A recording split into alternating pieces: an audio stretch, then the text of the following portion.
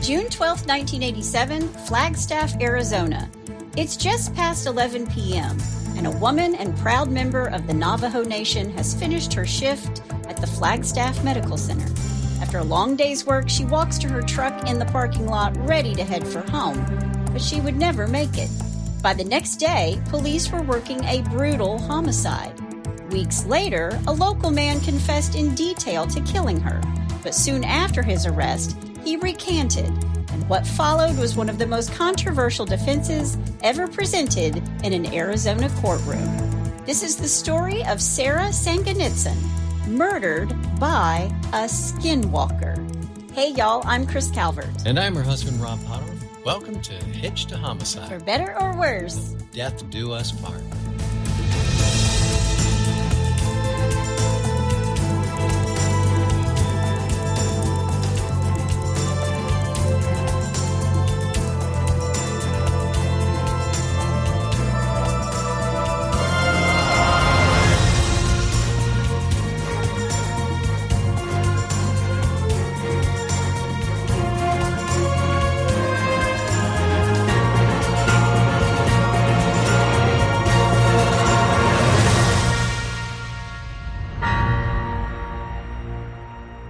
Welcome back, everybody. Yes, welcome. And for our Cherokee Nation friends. Yes. Yeah, a little for you.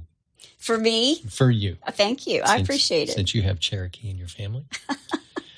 Uli Helisdi, Uli Helisdi, Uli Helisdi. I wish my grandmother were alive. Yeah. She could tell us if that was right or not. She'd probably be smacking me in the face right now.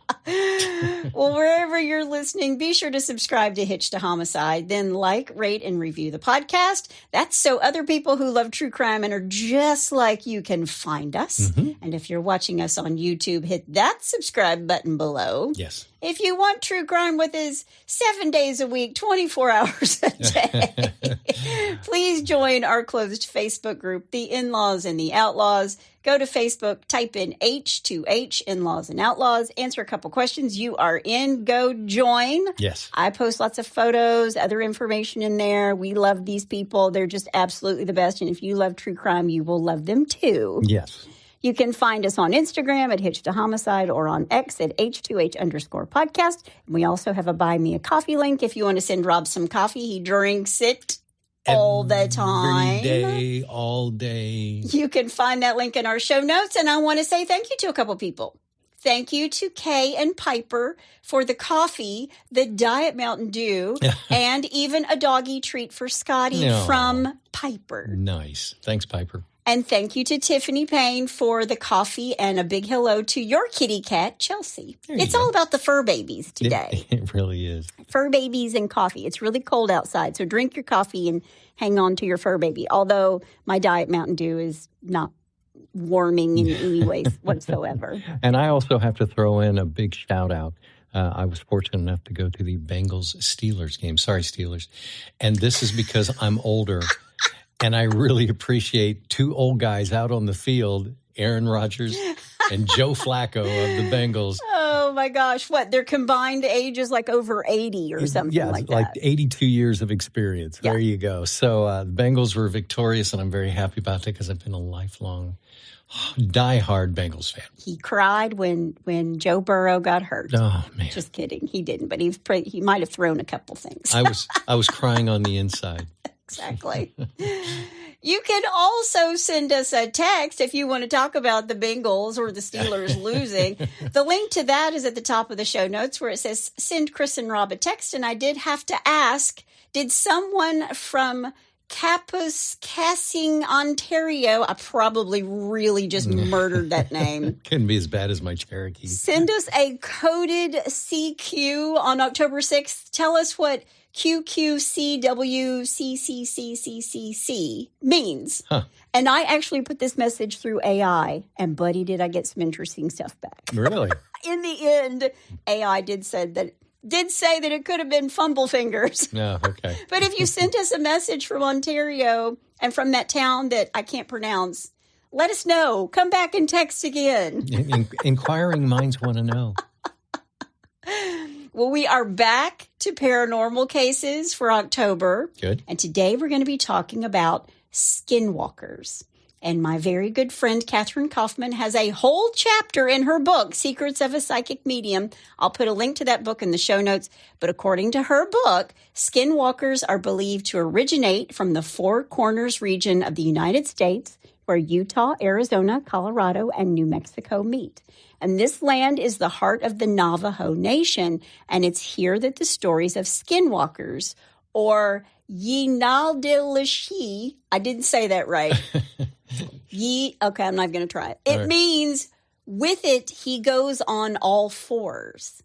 And that's where these skinwalker stories are most told. Listen to me, I can't even speak English either, let alone Navajo. Let me just apologize from the get-go because there are a lot of indigenous names in this podcast, and I'm going to try really hard not to screw them up. All right. But within the Navajo tradition, skinwalkers are considered to be witches or practitioners of the witchery way, a form of dark magic that stands in stark contrast to the healing and protective practices that many Navajo use. And while Navajo spirituality embraces a wide range of practices, skinwalkers represent the darkest side of this belief system. They are people who have chosen to use spiritual power for harm rather than good. And practitioners of the witchery way are thought to gain their abilities by performing dark rituals, often involving human remains and casting spells driven by negative emotions like jealousy, revenge, or greed. So that's a skinwalker, and that's what we're going to be talking about today. What was that HBO series that you used to watch about the vampires, and they had skinwalkers in there? They had shapeshifters. Oh, is that what that was? Yeah, Okay. Shapeshifters. You're talking about True Blood? Yeah, True Blood. Yeah. Okay, all right. I don't know. I watch Caddyshack, so what do I... Again, he watches Caddyshack, yeah. Before we get started, let me thank some sources. The Trail Went Cold, The Cinemaholic, Last Seen Alive, Once Upon a Weird, Crimes of the Paranormal, the Arizona Daily Sun, Reddit, the Northern Arizona student newspaper. It's called The Lumberjack, Weird Arizona, and Hulu's Out There, Crimes of the Paranormal. All right. Well, you ready? I am. Let's do it. Sarah Louise Saganitso was born on August 6, 1946, on the Navajo Nation Reservation in the unincorporated community of Tuba City, Arizona. She's born into a very large family. She has 7 brothers and 7 sisters. Wasn't that a musical? That's a lot of kids. The mother, 7 brothers and 7 sisters. Wow. She attended school in Tuba City and moved to Flagstaff in 1966. And in 1970, she starts working at the Flagstaff Hospital, the Flagstaff Medical Center, as part of the housekeeping department. And I read in her obituary that she'd worked in this area, housekeeping, before coming to the medical center. So even before she starts working at the medical center, she'd been working in housekeeping. Wait. Housekeeping? Sorry. I thought we were having technical issues. Just me and my mouth having technical issues. Good. During the 1970s, she lives with her boyfriend, Frank Diné. Got that one. Good. He wasn't very nice to her at all. He's older than she is, and he's also an indigenous person, but he beats her and he makes threats to her. And so she's like, I'm out. She moves out. Yeah. She gives birth to Elvin Nez Saganisto. That's her son, and in 1983. And by the time 1987 rolls around, she's living with her brother in a trailer park as a single mom, raising her 4-year-old son, Elvin. But according to her sister, Rosemary, her older sister raised her like she was her own daughter. So even though she has just this one son, because she's got 14 brothers and sisters, she's been raising kids for a really long time. Yeah. And according to her sister, Rosemary, she was very wise. She was super smart. She was a great cook. She could weave. She could do all kinds of things. And her sister said she liked to go fishing. And this family is super tight-knit, very tight-knit family. Now, even though Sarah works the 7 a.m. to 3 p.m. shift at the Flagstaff Medical Center for 17 years, Wow. Sarah's coworkers didn't really know her all that well. They thought she was quiet. She didn't socialize a lot with her fellow employees, but everybody believed she was very responsible and did a great job in her position. But in late April, early May of 1987, Sarah does some retraining for her position. And after this 6 weeks of training, she's put on the night shift, 3 p.m. to 11 p.m., so second shift. Right. And this was, now I believe, like nurses work 12-hour shifts now. They'll work 7 to 7. But back in the day, even when I worked at a hospital in the marketing department, it was 7 to 3, 3 to 11, 11 to 7. Okay. So she's working the second shift. She gets off at 11 o'clock. Gotcha. And I read in one of the sources that because she didn't speak or write English very well, that was part of her retraining. And someone even suggested in one of the sources that anybody who was part of the Navajo Nation who wasn't like an English speaking and couldn't like fill out a bunch of forms and do a lot of paperwork, they were taking them off that 7 to 3 shift. That's why she got moved. Gotcha. Or they were hoping that they would just quit. I didn't realize that she didn't speak English that well. Well, she speaks English. She speaks English, but she's not very good at writing it or reading it. So if she has to fill out a bunch of paperwork about what she's been doing on her shift, I see, that's going to be a problem. But she trains for 6 weeks. Okay. And when she comes back, they put her on the 3 to 11 p.m. shift, even though she'd done the day shift for 17 years. And she, by all accounts, had done an amazing job.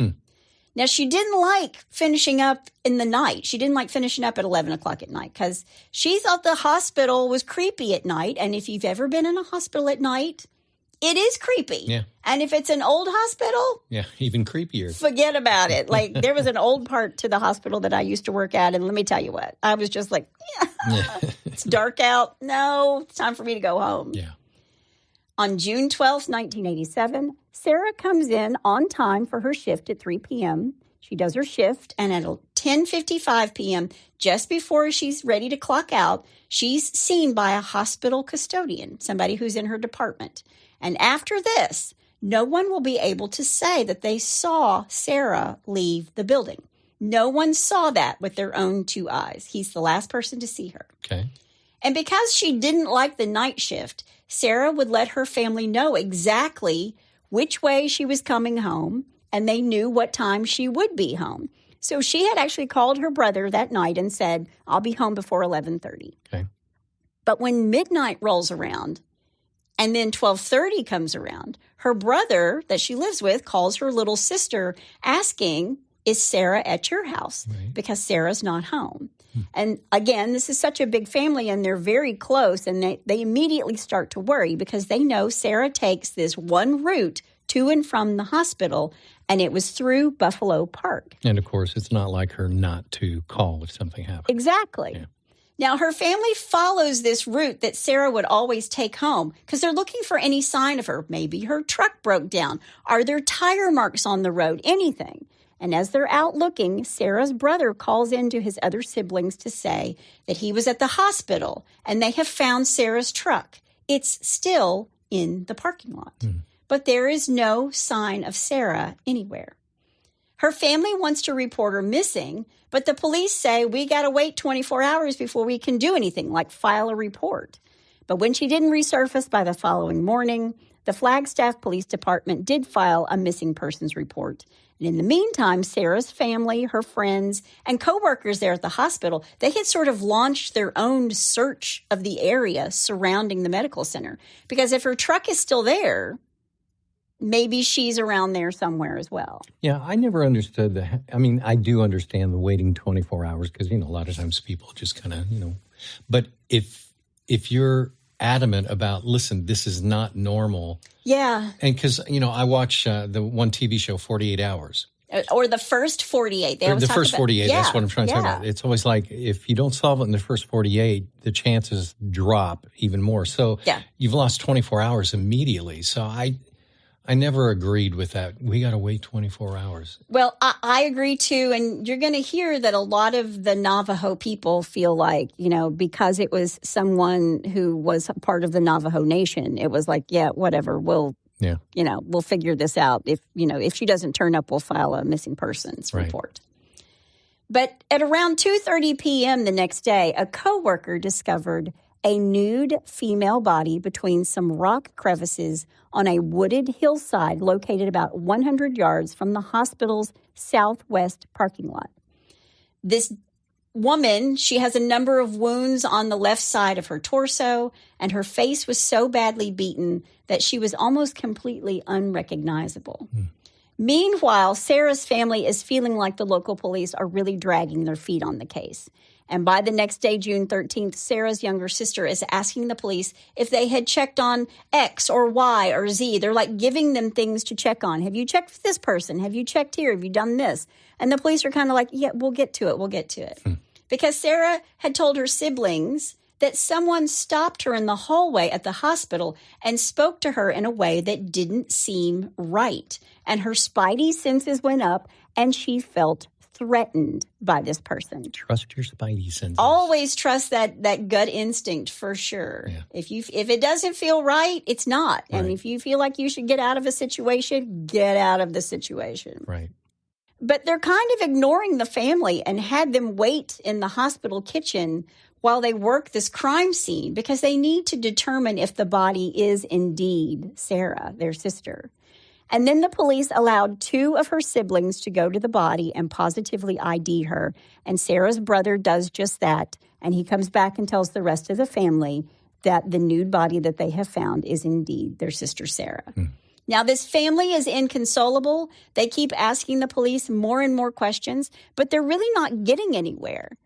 And some of the things about Sarah's body were very distinct, like the tip of Sarah's left breast was missing. It would later be ruled that the wounds on her chest were bite marks. Her killer had bitten into her. And Sarah's clothing was nowhere to be found. And her purse, her driver's license, glasses, jewelry, her hearing aid, and canvas bag, they were also missing. These items are never going to be recovered.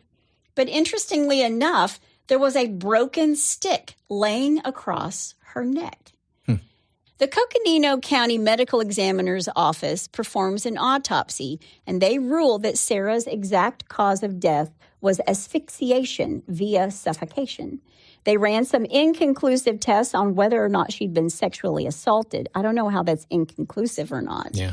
And in her wounds, they found animal hair. In her mouth, in some of her wounds, they find animal hair. In one of the sources I used, it said that 1 in 3 Native American women will be sexually assaulted in their lifetime. And murder is the 3rd leading cause of death for Indigenous women in the United States. But I did some research and I learned something I didn't know. According to the Population Research Bureau, the number 1 cause of death for women between 25 and 34 is homicide. Wow. But young racial and ethnic minority women are disproportionately affected. And for men, murder isn't even in the top 10. Really? But it is higher for men aged 25 to 29 and Black males. So it just depends on, what category you're in, how old you are, Right.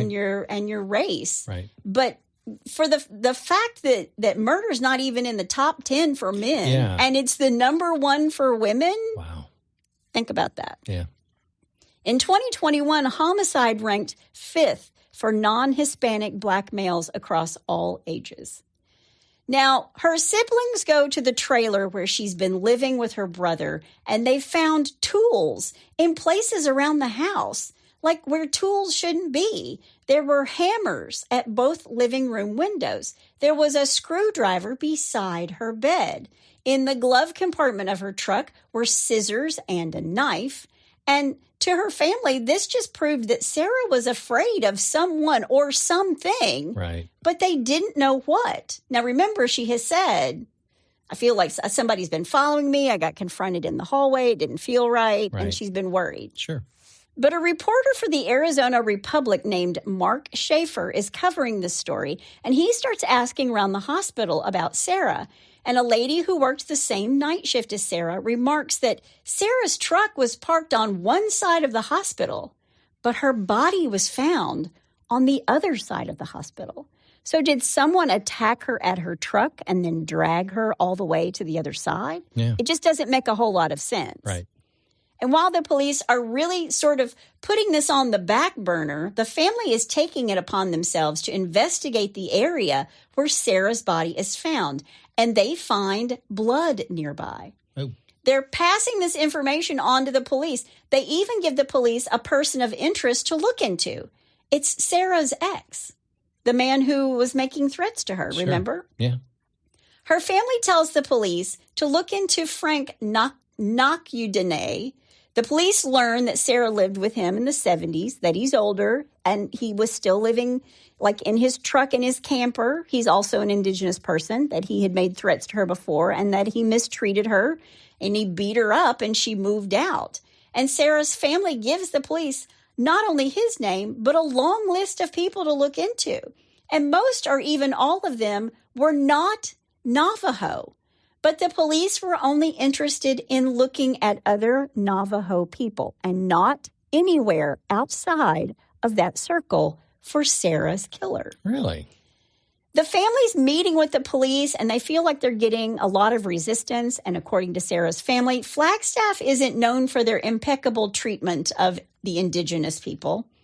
In the history of all colonial settlement in the area where Flagstaff is located, there's always been an idea that there was gold in the hills, and the Navajo Nation was just sort of in the way. And these mountains are very sacred to the Navajo people. And the reservation is just 30 miles away from Flagstaff. And the relationships between the Anglos, or the white people, and the Navajo isn't all that great. The Navajo feel that there's a prejudice. And the Navajo are afraid to be stopped by the police. And there is apparently a lot of violence in Flagstaff. And according to statistics, Flagstaff, Arizona has a moderate to high crime rate compared to national averages, with persistent issues tied to its position as a border city to multiple Native American reservations, especially the Navajo Nation. Okay. Now, according to the FBI and local city data, the violent crime rate in Flagstaff for 2025 is projected at 395 incidents per year, Wow. including assaults, rapes, murders, and robberies. And this equals about 4 violent crimes per 1,000 residents, which is higher than the national average. Man. And while Native Americans make up about 10% of Flagstaff's population, 40 to 60% of the arrests yearly are Navajo. It's crazy. The arrest rate for Native Americans is 7 to 12 times higher than that for the white residents. But most of those are for nonviolent quality of life misdemeanors like public intoxication or trespassing or disorderly conduct, not major violent crimes. Sure. And most of it stems from homelessness. But they're looking inside this reservation and not anywhere outside of the reservation. That's why I wanted to give you all of these statistics. Sure. For over 2 months, there was little progress going on in Sarah's case. Then, in mid-August of 1987, something interesting happened in regard to Sarah's case. A man named Floyd Patterson, who is the reverend of the Pentecostal Flagstaff Tabernacle Church, gets a phone call from a former parishioner named George Abney. There's not a whole lot of information out there about George William Abney. What we do know is that he was born around 1951, 1952, and he was originally from Sioux City, Iowa. He served 4 years in the Air Force and also did a stint in the U.S. Naval Reserves during the 1970s. He's lived in Arizona for a few years. He graduated from Northern Arizona University there in Flagstaff in 1986 with a master's in English. And in the fall of 1987, he was either a part-time English professor or he was a TA, a teacher's assistant in English. Okay. There were sources that led me to believe that he was still in class, so maybe he was actually working toward a PhD at this time as well. Right. Most of his students and colleagues thought that he was quiet, he was intellectual, and socially withdrawn, but they thought he was a good teacher. And even though he'd been known to share some odd stories about his childhood with his classes, Like, George had a troubled childhood, and he apparently liked to talk about it. He was sexually molested when he was 6, and he would share this with his classes. Why, I don't know. He's teaching English, not psychology, but he felt the need to tell these kids his life story. Maybe it was his own personal therapy. It might have been, but he needed to be in real therapy. I'm just saying it from the get-go. Yeah, if you're telling a bunch of English students. Yeah. In the summer of 1987, George lived in the neighborhood that was just adjacent to Flagstaff Medical Center. But by the time August rolled around, he'd moved out of this area and was living in South Carolina with his parents. But by the end of August, he's back in Arizona, living in a hotel in an area outside of the town of Sierra Vista. But back in June, while George is at a Village Inn restaurant, he talks to this waitress about Sarah's murder after it came out in the newspaper. He was obsessed with it. So he tells his classes about his, sexual molestation as a kid. Right. And he's talking to a random waitress about Sarah's murder. He was very obsessed with it. And on top of that, hospital employee Viola Hollingsworth has seen George creeping around in and out of the hospital. Really? 3 different times in the month of July. Oh. George then writes a 5-page letter to a friend where he says that he believes that he might have murdered an innocent woman. What? Yes.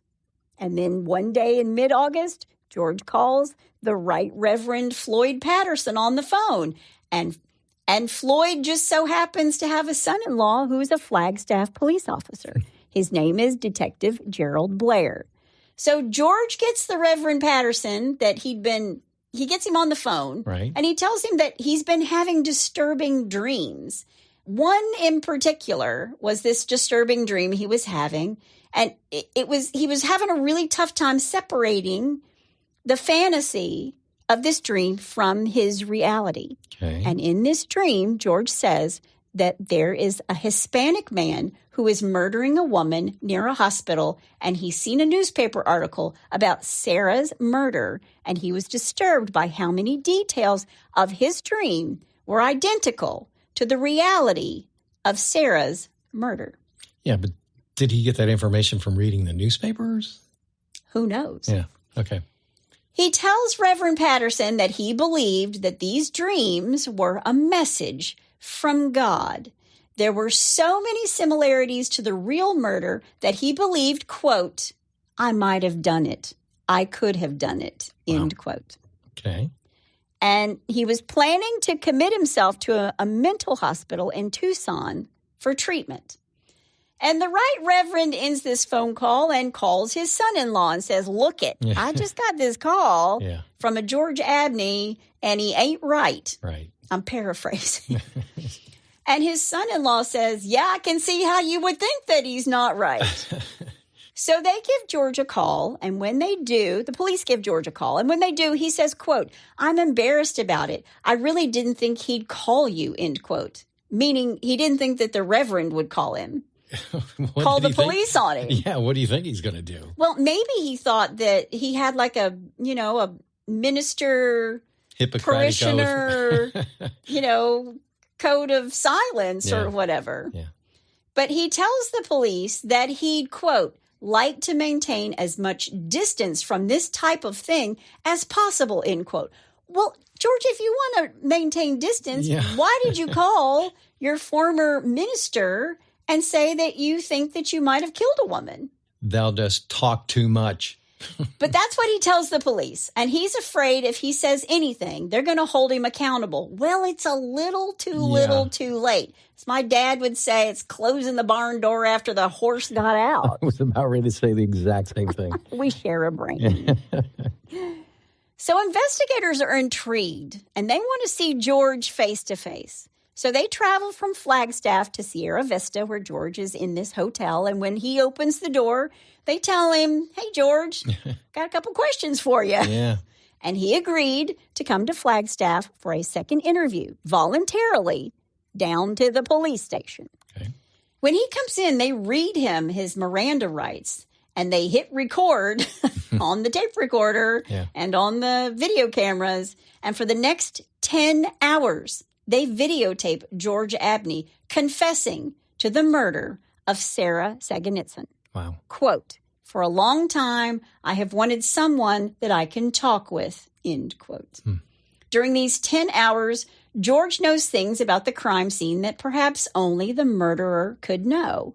And in his recorded testimony, George talks about going to the hospital for his depression. Quote, "At first, I told them I needed to see a doctor. I was not feeling well. They asked if I had insurance, and I said no, and I turned around and walked out. And I think she was coming out. She may have gotten something out of her truck. And she stopped a minute and said hello. I'm trying to act normal, courteous. And she invited me to go sit with her and look at the city.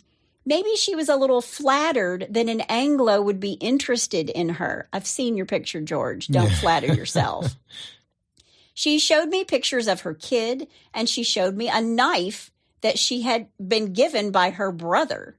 I felt disorientation come over me, and I remember blacking out. And when I came to, she was lying on the ground. I drifted in and out. I don't know how long I sat there, and I started thinking of how it all started. There's a lot of baggage I've been carrying with me since I was a kid.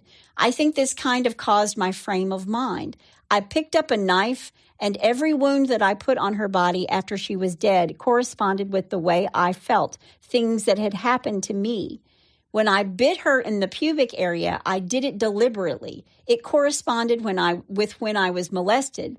I left bite marks because I knew it was a signature, because I felt wounded in my heart. I wanted to leave a message, some type of statement that might get me some help. I wanted to be found out," end quote. Wow. And they ask him, "Do you remember what she was wearing, what clothes you took off of her?" And he said, "I said earlier, quote, a rawhide looking, but I'm not sure. I think it's more likely she was dressed appropriately for her work. She was a nice girl," end quote. Jeez. Now, I do believe that George did suffer from mental illness. You think? But the conversation he had with the Flagstaff PD, they are really sympathetic to him. Right. Here's what the police say, quote, "Well, I apologize. I really believe at this point that you're having trouble remembering," end quote. And George says, "I'm really trying."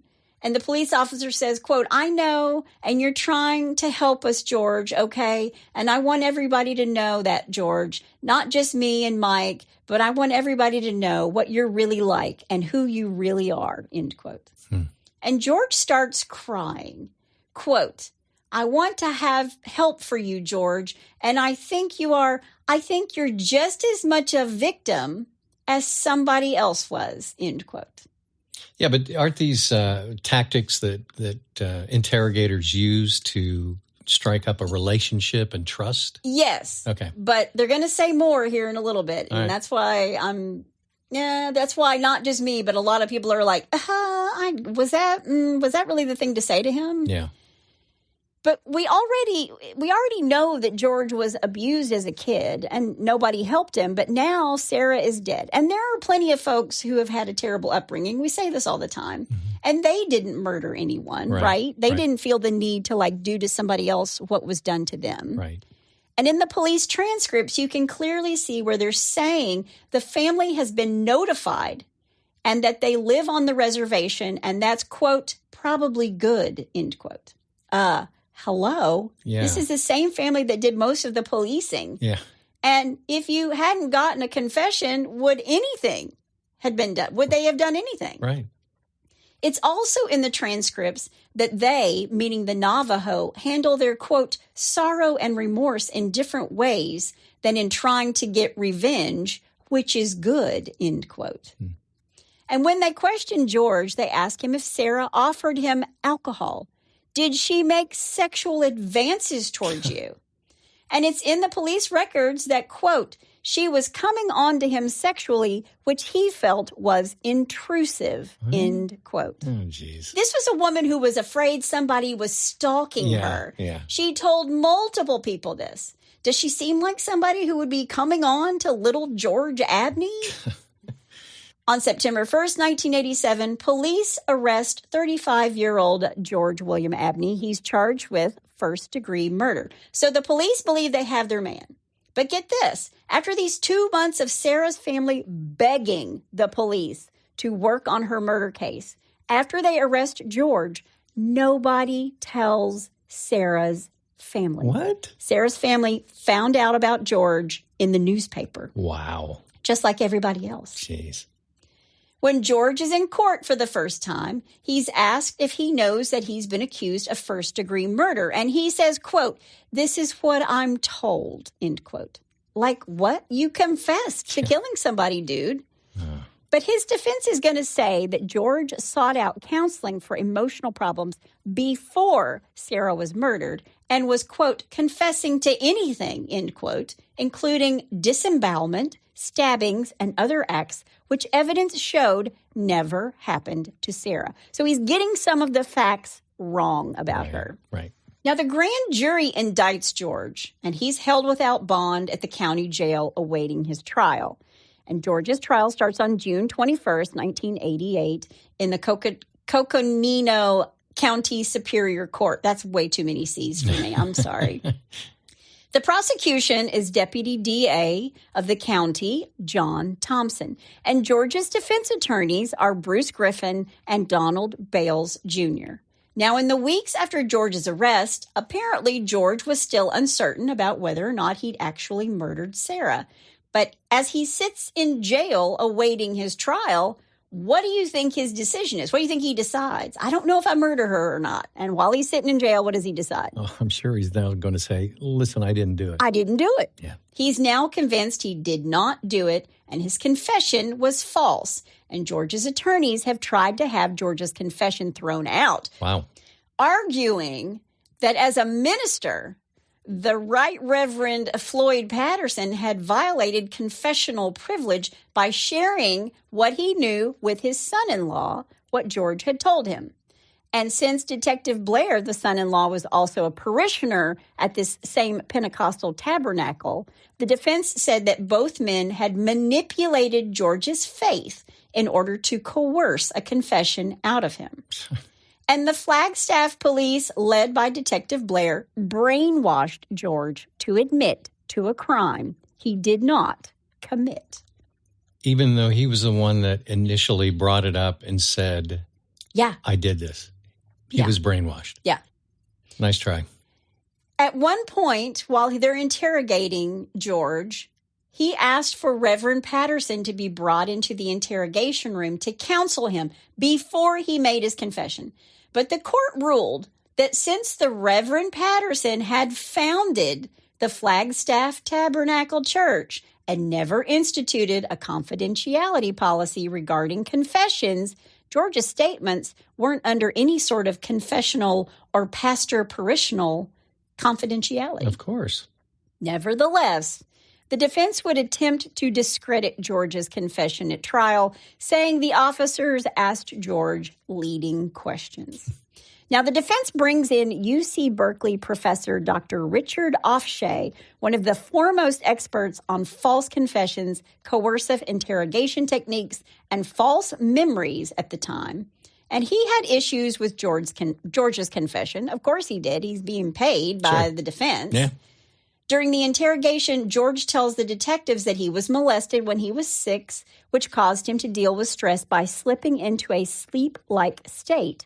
And Detective Blair then suggested that maybe George's childhood trauma maybe caused him to develop multiple personalities, which is why he didn't remember murdering Sarah and only had vague recollections of killing her in his dreams. But one of the biggest issues with George's confessions was that he kept changing his story. And, like I said before, some of his details were wrong. Right. Now, at first, George said that he went to Flagstaff Medical Center looking to treat his depression and was really angry when his insurance or lack of insurance caused him to be denied treatment. And he says that he crossed paths with Sarah, who offered to drive him to a bar and a liquor store to hang out for a while. Now, remember, she had called her brother and said, I'm getting ready to leave. I'm on my way home. Yep. Afterward, they returned to the hospital, and then Sarah started massaging his neck, and he didn't like that. He said that she made a pass at him, and when he turned her down, Sarah hit him, which caused him to black out. The next thing he remembered was standing over Sarah's body. I mean, come on, man. Yeah, whatever. But there weren't any witnesses who saw George at the hospital that night. They saw him around the hospital and inside the hospital in the days after that, or at the bar or at the liquor store that he talks about. He also said that Sarah was dressed provocatively that night in traditional Native American clothing, but she would have had on her work uniform. Yeah. And there was no evidence that she changed her clothes or ever brought in a change of clothes to work with her. Sure. She just wanted to go home. She hated being there that late at night. Yeah. Now, also during the interrogation, George made no less than 8 wrong guesses about Sarah's exact cause of death, and at no point did he ever mention the correct cause, which was asphyxiation by suffocation. And even though Sarah wasn't stabbed, George implied that he did stab her when he made the statement. He did make some sort of off-the-wall claims, like that he dressed in a set of surgical scrubs while he killed Sarah. And after getting blood all over himself, he went into the men's room at the hospital to clean up in the shower. But there's no evidence of any of this. Wow. And when they did find some blood, it didn't match Sarah or George's blood type. And the fingerprints they lifted from the bathroom where he said he showered weren't either of theirs either. There's really only one piece of physical evidence from the scene that matched George in any way: the bite marks on her body. Right. One of the main reasons the grand jury decided to indict George for murder was because of a report by Dr. Raymond Rawson, an odontology expert who had happened to be a Nevada state senator. And prior to his interrogation, George agreed to have impressions made of his teeth, and these were submitted to Dr. Rawson for a comparison. Quote, while Dr. Rawson reported that George's dental impressions were consistent with the bite marks on Sarah's torso, he added that additional analysis would be required for a more definitive conclusion, end quote. Okay. Now, it's 1987, 88. Right. But now, bite marks, I mean, shoot, Rob and I were both in the dentist not that long ago. They like scan your mouth with a computer and then they show you your teeth on a computer screen. It's crazy. It's 3D. It's pretty cool. Yeah. But the police don't tell George any of that while they're interrogating him for 10 hours. They told him that the bite marks were a positive match, which is why George asked to speak with Reverend Patterson, who they say influenced him to confess to Sarah's murder. He called the, okay. I know. Bless his heart. Yeah, he's trying. During the trial, Dr. Rawson testifies about his findings, and the prosecution also provides testimony by another forensic odontologist, as well as the Coconino County medical examiner, who both believe the bite mark evidence against George is solid evidence. Okay. And the defense called over 3 experts of their own, including the chief forensic odontologist for the state of New Mexico, a pathologist, and the chief medical examiner for the state of Utah, who all testified that the wounds on Sarah's torso were not actually bite marks and had been caused by a sharp-edged instrument, like a dull knife. So who is running the show? Because... What's he carrying, butter knives with him? It's so confusing. Yeah. I mean, and it's almost like they're all talking against each other, and none of it really makes sense. And honestly, all Sarah's family wants is to find justice for the murder of their sister. Right. Well, in fact, the pathologist had actually performed an experiment by using, you're saying a dull butter knife. Mm-hmm. He had an experiment. He ran an experiment on his own, using a knife on the body of another deceased woman in order to create wounds which resembled the wounds from Sarah's body. And there was also some questions about George's alibi during the time of the crime, because during the early stages of the investigation, a man named Guillermo Vasquez told police that on the evening of the murder, June 12th, he stopped by the Flamingo Motel to chat with the clerk, George Bellows, who was George's roommate at the time. I mean, it's like 6 degrees of Kevin Bacon or whatever. Yeah. At some point during the evening, George also stopped by the motel and chatted with both of them for the next several hours.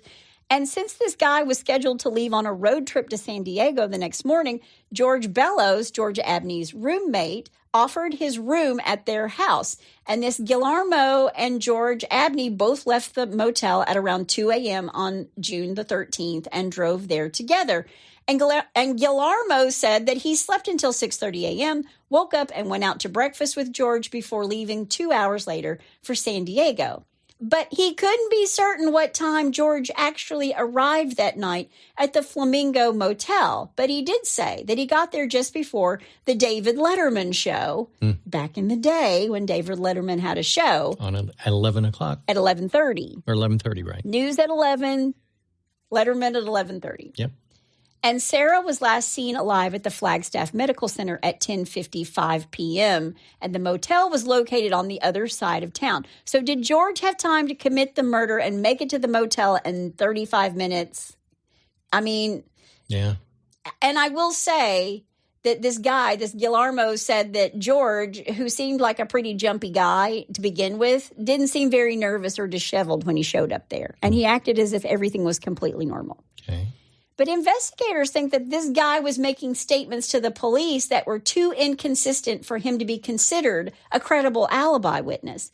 And police actually think the night at the motel didn't happen on June 12th, but it was just that he got the date right, but he left for San Diego a different day. He wasn't absolutely certain that he was with him that night. It's just... Yeah. It's crazy because it gets into this whole thing about him going to a concert with this gospel troupe, Continental Singers. I mean, but what they're just basically saying is, okay, great, you've given us this whole story, but we don't think you're a credible alibi. Right. Even though George Bellows, George Abney's roommate, could corroborate what took place at the Flamingo Motel, he couldn't recall the exact date or the time that actually happened. Sure.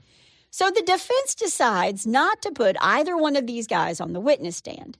Instead, they went with another strategy. So I told you all of that rigmarole BS to tell you what they're now going to go with. Okay. Bruce Griffin surprised everyone during his opening statement when he said the defense would present an alternate scenario. Sarah was murdered by a skinwalker. Oh, man. Their defense wasn't that George Abney didn't do it, but that someone else or something else did.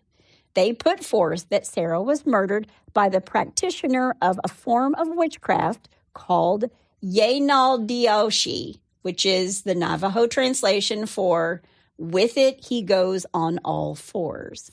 It is part human, part animal, and part spirit. Now, the people who practice skinwalking, because they're called this because they would wear the skins of animals, such as coyotes, while performing the rituals in order to symbolically transform themselves from human to animal and obtain a wide array of evil powers. Okay. So let's get into it. All right. Skinwalkers. All right. We talked a little bit about it in the beginning, but in Native American folklore, particularly Navajo, skinwalkers are shapeshifters. Originally, they were medicine men who understood magic, but somewhere along the way, they chose to use their powers for evil instead of good. And again, according to Catherine's book, the journey to becoming a skinwalker is believed to be fraught with darkness and requires a person to commit a grave act, like the murder of a close family member, often a sibling. And this is this ultimate betrayal. It's their initiation rite and a horrifying sacrifice that's believed to imbue the individual with supernatural powers. And after this act, the skinwalker gains the ability to shapeshift into animals, wolves, coyotes, bears, foxes, depending on the nature of the task that they are undertaking. Sounds like Marvel Comics. I mean, it's really interesting to read about, all this stuff, but the transformation isn't just physical, it's deeply tied to the energy of the chosen animal. And skinwalkers often wear the skins of these animals to enhance their powers, which is why they are sometimes referred to as wearers of skin. Okay. And in folklore, their favorite manifestations, again, are wolves, crows, bears, owls, and foxes. And these just so happen to be the most revered animals in Navajo mythology. And even though skinwalkers are considered an ancient mythology, there are many who still believe in these evil spirits and report repeatedly hearing an owl or a crow outside their window or seeing wolves or bears in the shadows just before tragedy strikes. Wow. If I were going to do that, I'd select a Yorkie so I could play with Scotty. Now, beyond shape-shifting, skinwalkers are believed to possess several other disturbing abilities. They can control the minds of both animals and people, manipulating them to act against their will. And this mind control can make their targets act irrationally, bringing harm to themselves or others. They're also known for their ability to mimic human voices, a particularly terrifying skill that allows them to lure their victims into dangerous situations. Okay. Skinwalkers can also bring disease, destruction, and even death, wielding their dark magic as a weapon to fulfill their sinister goals. And their evil deeds are often motivated by personal gain or revenge. Like psychic vampires, skinwalkers feed off the negative energy that they create. Destruction and death sustain them. And without this ongoing harm, a skinwalker's powers will weaken and fade, and eventually they will perish. So they have to keep doing bad deeds in order to maintain their power. Okay. And the Navajo people are reluctant to talk about skinwalkers because if you talk about it, you're asking for it. You're bringing it upon yourself. And again, because it's taboo to talk about them, because whoever has that power can use it against you. And before they will talk about skinwalkers, many of them will do a protection ceremony. And they usually do them after they talk about skinwalkers as well. Okay. Yeah. And according to this older Navajo folklore expert, at one time, skinwalkers were only used for good things. And this elder Navajo man said an example would be like if there was a drought, they would use like a young man who was a skinwalker to travel to the sacred mountains to get help. But there were those who were jealous of those who could do it, and people started modifying the prayers, and it was used for evil instead of good. Now, non-Indigenous people are fascinated by it, but the Navajo respect it because if you don't, there are certain consequences. And really, it became known more and more because of the 512 acres near Ballard, Utah, on the border of the Unitah and Uruway. I'm sure I just screwed those Indian reservation names up.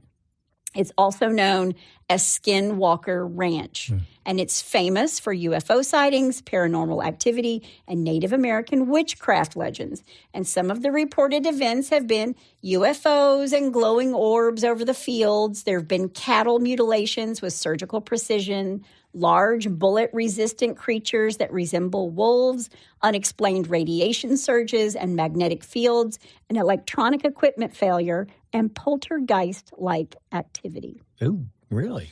Yeah, I mean, there's shows on, I think, the Discovery Channel about Skinwalker Ranch. That's what they call it. Wow. But for the sake of George's trial and his defense of a skinwalker did it, they bring in Dr. Barry Tolkien, a folklore professor at Utah State University who had written books on Navajo witchcraft. And according to Dr. Tolkien, some of the stranger details of Sarah's murder were consistent with a ritual killing associated with Navajo witchcraft. He gets all of this from looking at the crime scene photos, by the way. He's not there from the beginning. He's looking at these crime scene photos. Mm-hmm. For starters, a broken stick, which appeared to be in the form of a cross, was found lying across Sarah's neck, which Dr. Tolkien believed had been carefully placed there as a scepter. He testified that the placement of a stick across the neck symbolized the cutting off of breath, which Navajos associate with wind, and that her exact cause of death, asphyxiation via suffocation, was consistent with the traditional Navajo slaughtering of animals. Quote, The idea is that smothering converts the inner wind spirit of the animal into something else, end quote. And animal hairs were found in both Sarah's mouth and her breast wound. And he said that this could have been an indicator that her killer was either wearing an animal skin or the hairs were deliberately placed there. And he says skinwalkers would supposedly use blowpipes to shoot animal hairs into their victims. Really? Dr. Tolkien also believed that the wound on the left side of Sarah's chest was intentionally shaped like a crescent moon, a common symbol in Navajo culture, which was used in sand paintings and peyote ceremonies of the Native American church. And he also believed that the removal of the tip of Sarah's left breast pointed to the usage of witchcraft, as those who practiced this were prone to removing tips of body parts. Another odd piece of evidence was a clump of roots found next to Sarah's pickup truck. Both Dr. Tolkien and William King, a Navajo medicine man, said that it might have been, quote, grave grass, end quote, something taken from a cemetery, because legend says Navajo witches leave signatures at their murder scenes in order to intimidate the victims' families. Quote, I saw several aspects in those pictures that would strike me as very strong evidence of the possibility of Navajo witchcraft. And knowing the victim is Navajo, I couldn't imagine why some non-Navajo would do it that way, end quote. All right. Now, according to the defense's other expert, a medicine man named William King, these witches used grave grass to foretell the death of people or to cast a spell of death on people. And Dr. Tolkien also told the court that Sarah's clothing and personal possessions were never found, saying that Navajo witches were known to bury items belonging to their victims in the graves of others to cause emotional and spiritual havoc on the surviving relatives. And I just want to say, all of this is going on, and the jury is just like mesmerized by all of it. Oh, I'm sure. And the judge is just letting it happen. Never stops anything, never stops any of the questioning. Wow.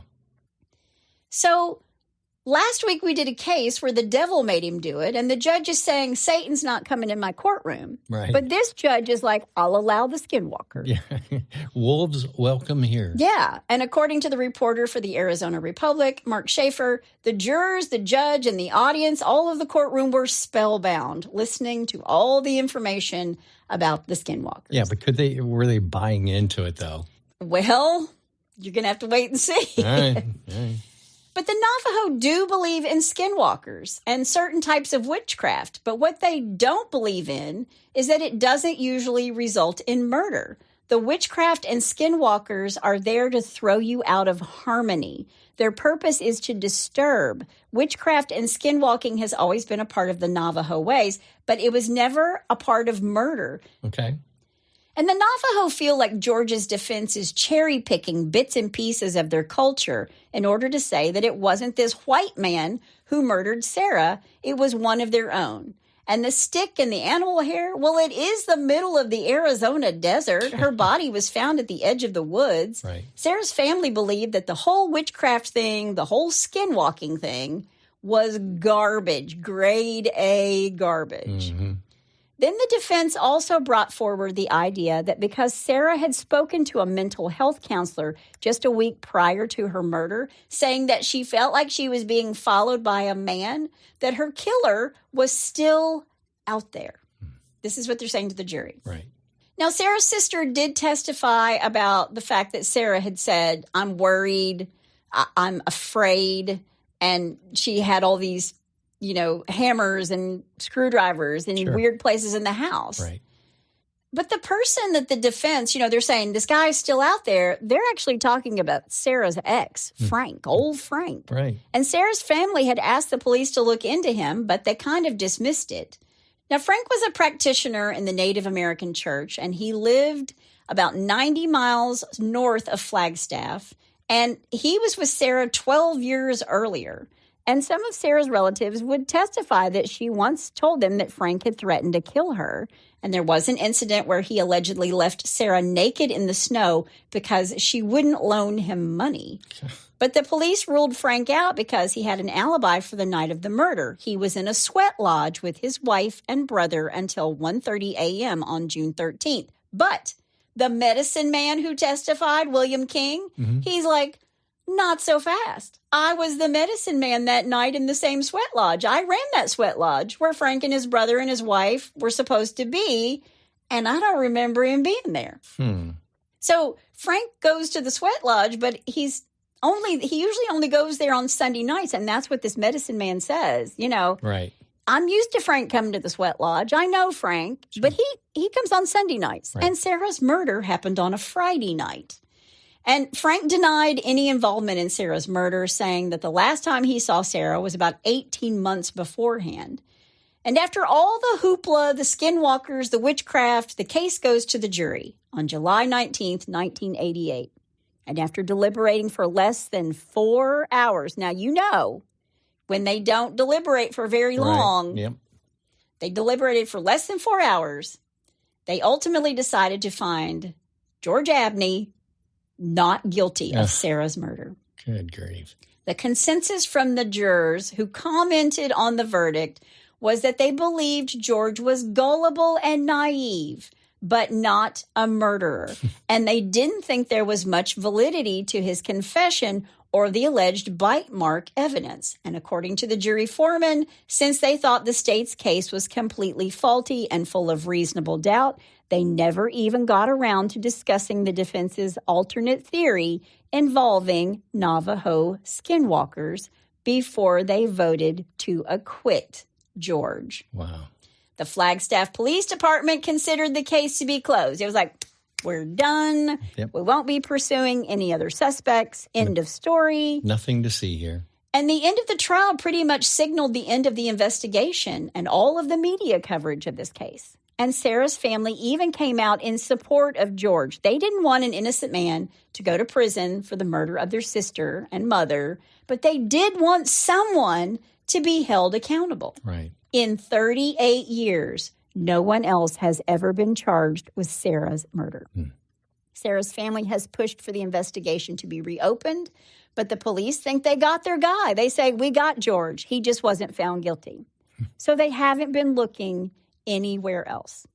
Now, there was some backlash towards the Arizona Daily Sun, accusing them of biased reporting during the trial that they believed was favorable to George Abney.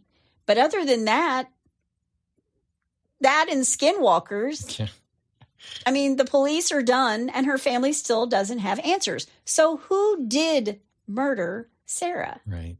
Well, I want to talk about William King, the medicine man, who was at the sweat lodge ceremony on the night Sarah's ex said he was there. He testified that Frank wasn't there. Right. And in fact, this William King, he was mad and insulted that Frank had attempted to use him as an alibi, stating on the witness stand, he lied about me, the lodge, and the grandfathers. And according to King, Navajo culture defines grandfathers as what the Bible calls angels. They are spirits that come back to help us. And in fact, King said the grandfathers had led him to the spot where Sarah was murdered without anyone else telling him the exact location. And this William King also testified that the grandfathers had directed him to make a sketch of the killer. And when they showed the sketch to Sarah's sister, Rosemary, she identified the person in the sketch as the ex-boyfriend, Frank. Frank does have his own witnesses who said he was at the sweat lodge, but, it's that same thing over and over again. Who did it? Who was there? Who wasn't there? And everybody just fighting amongst each other. Yeah, finger pointing. Yeah, but after all these years, no one knows. And another question was, how could Frank have known that she had switched from the day shift to the night shift to know that she was going to be there? There you go, yeah. How can that be Frank? Sure. But the saddest part is that Sarah's gone, and in spite of her family requesting over and over for the case to be reopened, the authorities have closed it. But what about DNA? I mean, we cover cold cases all the time where Sure. new technology has solved cases and linked killers to victims. Yeah. I don't know if there's any available DNA evidence for this murder. Right. I'm going to guess that there's not. But if there is, Flagstaff police, please do something for this family. Yeah. But that is the story of Sarah Saganitso and the Skinwalker defense. And that's all I have to say about that.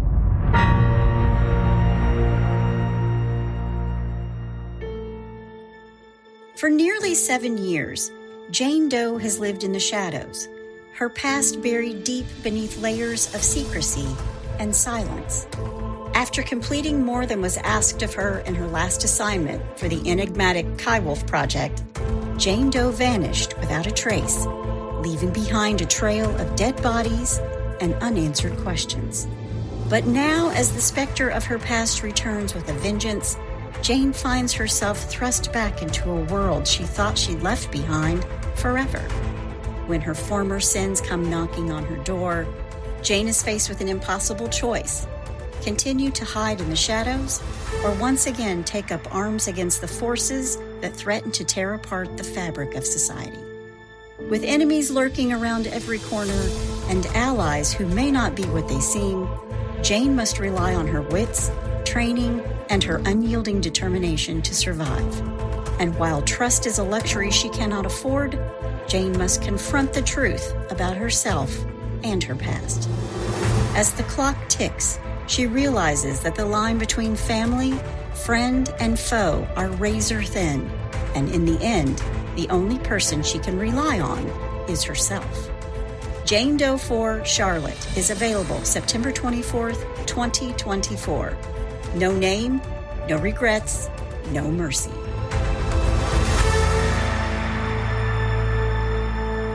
All right, my take on this whole thing. The one question that I have is the jury, the jury pool. Yeah. Were there any Navajos in the jury pool? I don't think so. Yeah. That was never mentioned in any of the sources, and my guess is that they were not. Yeah, see, I have a real problem with that. Well, and I think the Navajo people had a problem with them sort of, taking the idea of a skinwalker, which they take very seriously, and sort of, twisting it and turning it into whatever they wanted it to be, and then sort of mesmerize this jury. Meanwhile, there's this guy who is definitely mentally ill. Right. But how do we know that he didn't kill her? I mean, he was seen inside the hospital like 3 different times. He was seen around the hospital. Yeah, he's giving clues that only the killer would know.